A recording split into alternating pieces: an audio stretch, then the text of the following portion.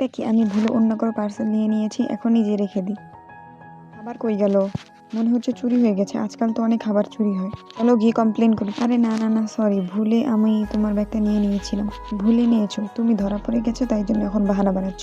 চোর কোথাকার, দেখলে তো মনে হয় ভালো ঘরের মেয়ে, তাও চুরি করে। চলো চলে যাই, এই যুগে কারোর উপর ভরসা করা যায় না। লিসা, আমি সোশ্যাল মিডিয়াতে দেখেছি যে তুমি খাবার চুরি করেছো।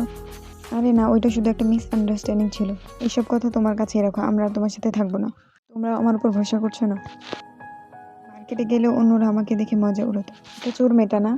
হ্যাঁ, যে অন্যের খাবার চুরি করে, চোর কোথাকার। কলেজে গেলে দেখি কেউ আমার সিটের মধ্যে পানি ফেলে দিয়েছে। এই সিটে কে পানি দিল?